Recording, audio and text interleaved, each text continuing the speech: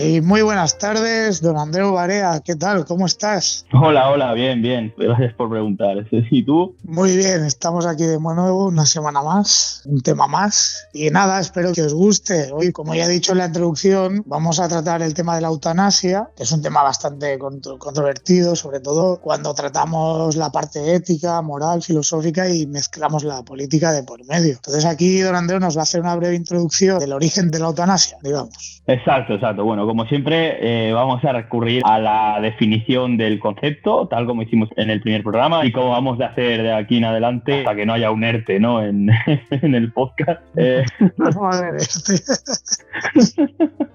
Bien. Como bien hemos dicho, vamos a definir la eutanasia. Repasemos su significado etimológico. El prefijo eu de eutanasia viene del griego, que significa bien, bueno. Figura además en numerosas palabras de nuestra lengua, que de hecho podemos encontrar muchísimas que vienen tanto del latín como del griego, ¿no? Como puede ser eutaxia, que sería buen orden, eufonía, buen sonido, agradable, ¿no? El río mesopotámico Éufrates, que una de sus acepciones sería bueno para cruzar, e incluso eucalipto, que claro, cuando yo encontré lo de eucalipto me reí un poco porque pensaba que era algo troll, ¿no? Pero no, la verdad es que eucalipto significa bien cubierto y se refiere a la cápsula que guarda su semilla, ¿no? Está cubierta.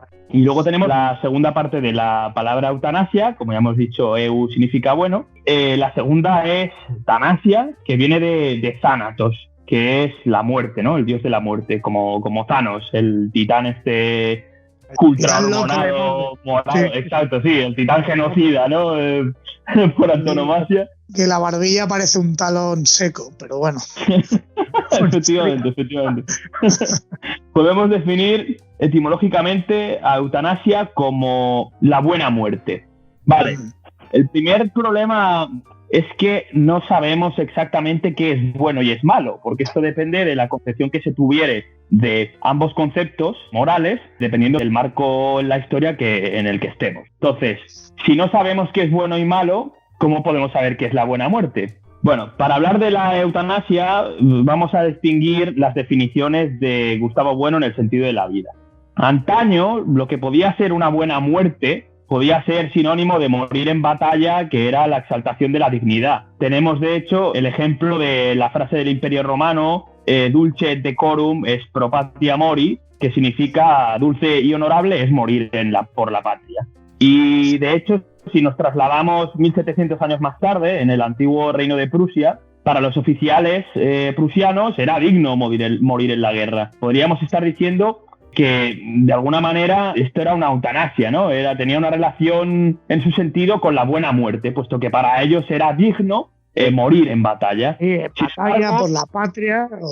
Exacto, por lo que fuere.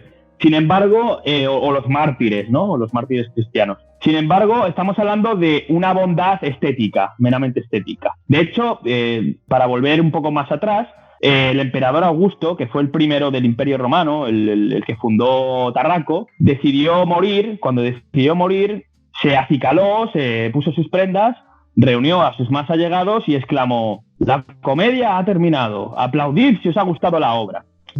Esta frase que se hizo muy famosa sirvió, dicen, de inspiración para que Freddie Mercury, no me salía el nombre, el cantante de Queen, se inspiró para escribir la canción de The Show Must Go On, ¿no? El show claro. Continuar. Pero desde un punto de vista antropológico, la eutanasia también puede servir pues para evitar hacer sufrir, ¿no? Si está un guerrero agonizando, sacando sangre por la boca y le das una muerte, ¿no? Digna, gracias por haber luchado, y le evitas el sufrimiento al prójimo. Exacto.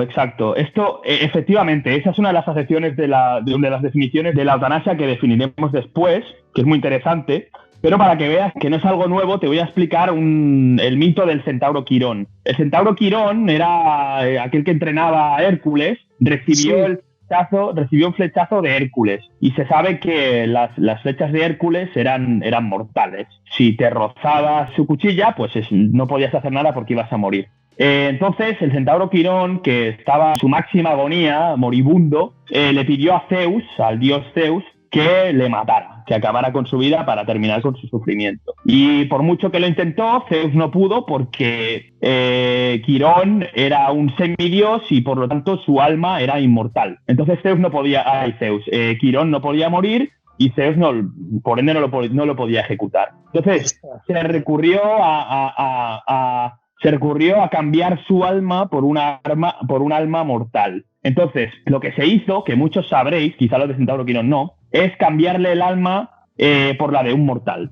¿Quién fue este mortal? Prometeo. Prometeo fue aquel que le otorgó el fuego a los hombres.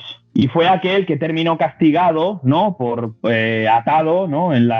Atado en el monte, y un águila venía cada día y le devoraba el hígado. Un hígado que se le regeneraba para poder causarle dolor cada día. Qué crueles que eran estos griegos, Dios mío. Sí, una auténtica barbaridad.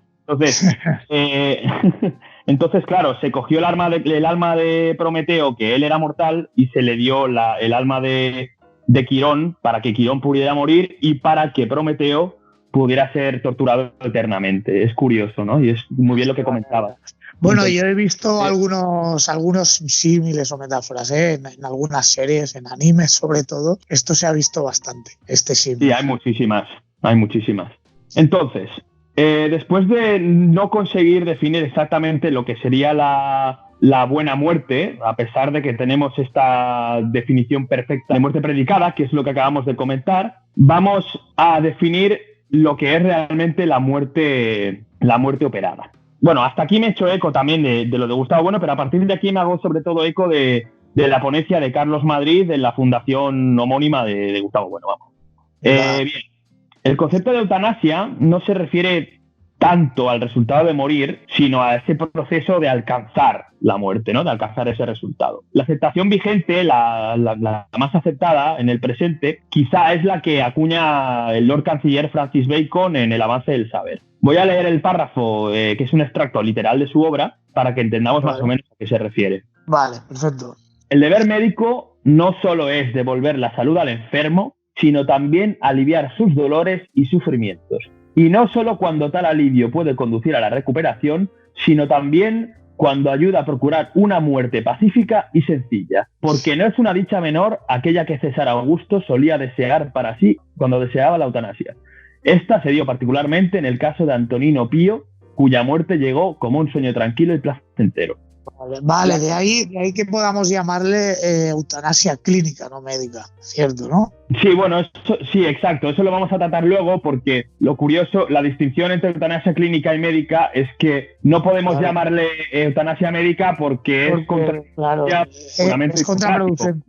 Exacto, es contradictoria porque el juramento hipocrático dice que los médicos no pueden dar la muerte. Entonces no tendría ningún sentido llamarle eutanasia médica, le llamamos eutanasia clínica. Exacto. Pero la definición de Bacon, que acabo de leer, no se moja lo suficiente porque él está hablando de aliviar los dolores y sufrimientos del moriturus, tanto como de ayudarle a su recuperación o de facilitar su muerte, pero no está hablando de aplicar el resultado, o sea, no está hablando de matar a una persona, sino de suministrarle opiáceos, calmantes, para que esa persona no sufra. Entonces, como un acompañamiento, ¿no? Exacto, efectivamente, no está hablando de la eutanasia porque omite su proceso final. Entonces, no tiene la eutanasia sin el proceso final de matar a alguien no tiene ningún sentido, no sería eutanasia. Él está hablando de cuidados médicos, por decirlo de alguna manera. Vale. Aquí solo los ponemos como ejemplo para que se vea que siempre ha sido un término muy controvertido lo de la eutanasia. No es que nosotros ahora, en el momento que vivimos con Podemos en el gobierno, hayamos creado la discusión por arte de magia porque tocaba, ¿no? No tiene nada que ver. Es algo que ya... Sí. Es que Platón ya hablaba de esto. O sea, estamos hablando de hace miles de años. Pero bueno, vayamos al kit de la cuestión. A lo que sería la acepción vigente, o sea, la eutanasia por antonomasia. La que Bueno define como eutanasia operada, de la que muy bien habla Carlos Madrid en su poema. La eutanasia operada son las operaciones para procurar una buena muerte. Recordemos que a pesar de que no sabemos lo que es exactamente la buena muerte, no podemos definirla como tal porque De hecho, no sabemos ni qué es la muerte realmente, en un sentido filosófico. Es que no se puede definir de ninguna manera, porque nadie ha vuelto para contarlo. El que ha muerto, ha muerto. Y ya está. Claro, efectivamente. Y para algunos la muerte es cuando el alma abandona el cuerpo y para otros es la muerte material. Exacto, depende, ¿no? No vamos a decir la nada, vamos a decir simplemente es de lo que habla la eutanasia. A partir de aquí encontramos diferentes casos de eutanasia operada, en concreto 3. Número 1, si se le aplica a uno mismo, estamos hablando de suicidio. Si la persona que muere recibe la colaboración de terceros, pero está totalmente consciente, estamos hablando de suicidio asistido, ¿ok? Sí. Que es una de las discusiones morales que aquí pretendemos discutir. Sí, y afecta mucho a nivel político también, claro. Exacto. De hecho, el Código Penal, el artículo 143 del Código Penal, castiga con prisión de 4 a 8 años a aquellos que induzcan el suicidio a otra persona. O sea que quiero decir que es un tema muy controvertido. Y en tercer lugar, tenemos la eutanasia clínica, que es lo que comentábamos antes, ¿no? Exacto, lo que hemos dicho antes de Francis Bacon. Exacto. Decimos eutanasia clínica pues para evitar este término médico, porque no tendría sentido decir eutanasia médica porque el juramento hipocrático no permite. El médico da la vida, o sea, va a buscar la vida siempre. Efectivamente, y es lo que Bacon comentaba. Los médicos y el Código Penal distinguen dentro de la eutanasia clínica entre 2 tipos de eutanasia: la eutanasia pasiva y la eutanasia activa. La eutanasia pasiva es cuando desconectamos la máquina que mantiene con vida a un paciente, ¿no? Los respiradores, etcétera. La máquina que le mantiene con vida. Y la eutanasia activa es aquella que se aplica con una inyección letal. Y claro, la pregunta es, si se está diferenciando, ¿cuál es realmente la diferencia? Bien, explico. Gustavo Bueno aquí lo que dice es que no hay absolutamente ninguna diferencia, sino que es algo bastante oscuro. ¿Por qué? Él lo ejemplifica de una manera muy mundana y muy sencilla para que se entienda perfectamente, que de hecho es la mejor manera de entender las cosas. Y explica, ¿qué diferencia hay entre empujar a alguien a un precipicio, que sería la eutanasia activa, ¿no?, y no socorrerle con un salvavidas mientras se está ahogando? ¿Qué diferencia hay entre estas dos cosas? ¿Qué diferencia hay entre eutanasia activa y una pasiva, no? Pues la activa sería empujar a alguien a un precipicio. Que una persona se esté ahogando y no le lancemos un salvavidas o que no le tendamos la mano sería la eutanasia pasiva. Claro, exacto. No, el resultado final es la muerte. Lo que implica aquí es la acción y la moralidad con la que se aplica. Ahí es donde entramos en el conflicto. Efectivamente, o sea, y la diferencia es prácticamente inexistente. Entonces lo que pretendemos desarrollar aquí, lo que nos interesa discutir la ética, la moral y dar nuestro punto de vista, es evidentemente este suicidio asistido y estos 2 tipos de eutanasia, la pasiva y la activa. Pero igualmente nosotros no vamos a poner diferencia en ellas porque realmente no la hay. Vamos a decir, el resultado es la muerte, no hay diferencia.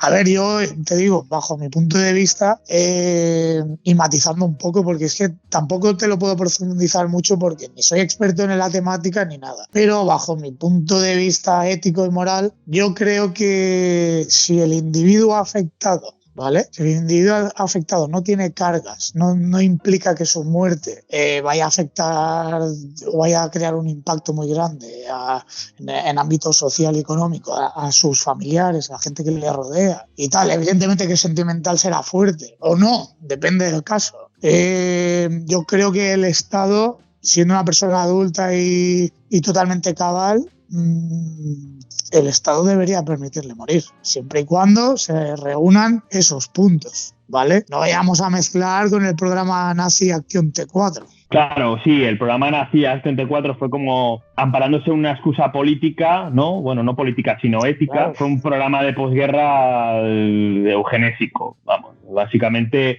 lo que se hizo es ejecutar, para el que no lo sepa, a casi 300.000 personas, eso se tiene cifrado, en hospitales psiquiátricos, personas que tenían, pues eso, desde afectaciones psíquicas hasta física. Una auténtica barbaridad, vamos. Sí, bueno, claro, en épocas de guerra y tal siempre hay barbaridades.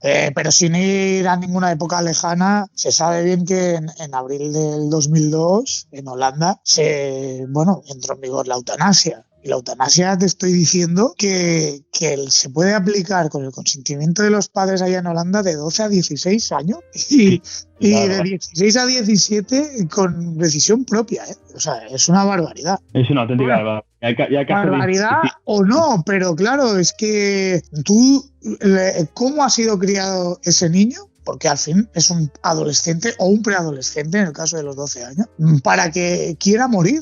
Es que me parece trágico que se le dé esa opción a una criatura que se está formando, sobre todo mentalmente. Yo entiendo que los primeros años de vida de un ser humano forman parte de la creación de ese mismo humano, por sus vivencias, sus experiencias y tal. Y dentro de lo que cabe, en mi parecer, un ser humano con 12 años no sabe aún lo que es la vida, o lo puede haber pasado muy mal, pero yo creo que no debe dársele la libertad de vale, niño, venga, que te inyecten como si fuera un perrito de 13 años que se está a punto de morir. Venga, va, chaval, que lo has pasado muy mal, vete a morir. No, hay que darle una asistencia psiquiátrica, ¿no? A esa criatura, o psicológica, por lo menos, digo yo. Sí, es como si la eutanasia fuera como la solución final para este luteranismo. No sé, la situación de Holanda es muy decadente y de hecho no sé si recuerdo mal, tú lo tendrás más fresco porque sé que has estado leyendo estas noticias, no sé si querían aprobar lo mismo pero con ancianos. Sí, exacto, quieren hacer lo mismo, esto se empezó a hablar a principios de este mismo año, 2020, y aplicar lo mismo, bueno, coger y los ancianos ya, que se considere ya muy anciano y esté cansado de vivir, simplemente aplicarle la eutanasia por decisión propia. Aquí te puedo añadir un punto a favor, entre comillas. Ese punto a favor es, yo no soy anciano. Yo no sé lo que siente un anciano de 87 años que no puede ni andar y que se caga encima. Entonces, como no lo sé, yo ahí sí que voy a dar un punto a favor a decir, ese anciano, aunque sea consciente siendo consciente de su situación, yo creo que ese anciano tiene que tener cierto punto de elección en su existencia, ¿no? En su vida. Ya son 87 años, ¿eh? Ya poco más te quedan por hacer. Aunque suene frío. Pero aquí entra en conflicto un choque de moralidad entre la persona que quiere poner fin a su vida mediante la eutanasia, de la forma que sea, y toda la sociedad, ¿no? Toda la sociedad de un país que debe votar o debe estar de acuerdo con esa eutanasia. Sí, o sea, es que el pretender construir la casa por el tejado, como hace mucha gente de la que está a favor de la eutanasia, sin tener en cuenta todos los factores multidisciplinarios que hay alrededor, ¿no? Pues la filosofía, su rama de la ética, la bioética, la medicina. Bueno, y su impacto en la sociedad. Incluso la economía también, porque muchas veces se desconecta a personas no solo por lo de la eutanasia pasiva que hablábamos, ¿no? Se desconecta a personas no solo por el mero de que esa persona ya no va a recuperarse, sino porque supone un gasto enormísimo económico mantenerlo con vida. Bueno, aquí entramos también en la eutanasia procesal. Bueno, comúnmente la pena de muerte también. Sí, claro, lo de la pena de muerte también tiene un sentido económico, pero de la pena de muerte me gustaría a mí hablar muchísimo. Se le llama eutanasia procesal a la pena de muerte, tal como define el materialismo filosófico, porque ellos intentan no llamarle pena de muerte por cosas que ahora no vamos a comentar, porque son demasiado profundas. Es muy profundo, sí. Sí, tiene algo que ver con el alma en pena, etcétera, ¿no? Sí. Pero veamos. Es curioso cómo las personas que están totalmente a favor de la eutanasia clínica, ¿no? De que una persona pueda decidir morirse, o sobre todo del suicidio asistido, están completamente en contra a la vez de la pena de muerte. Veamos.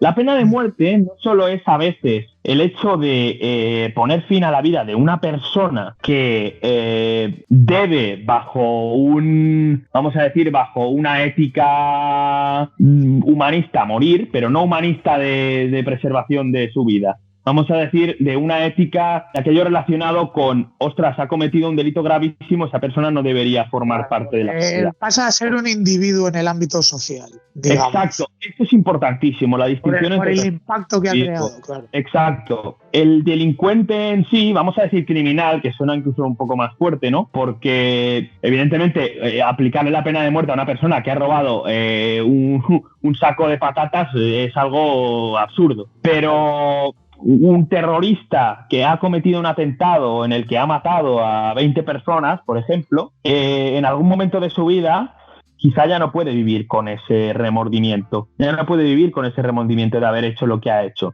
Entonces, la eutanasia procesal, de algún modo u otro, sirve también para ayudarle a esa persona a morir y que no tenga que suicidarse.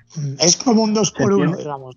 Matar dos pájaros de un tiro, sintiéndolo mucho por los pájaros. Pero claro, sí. Yo no lo diría así, pero sí, tiene su correlación. Claro, entonces la gracia está en que cómo es posible que se quiera aplicar la eutanasia externa, la eutanasia clínica, tanto activa como pasiva, a personas que ya se sabe que no van a recuperarse. Imaginemos en este caso lo que imagina todo el mundo, ¿no? Personas intubadas, personas que han tenido un accidente de tráfico y han quedado completamente deformadas, por ejemplo, o en un incendio, ¿no?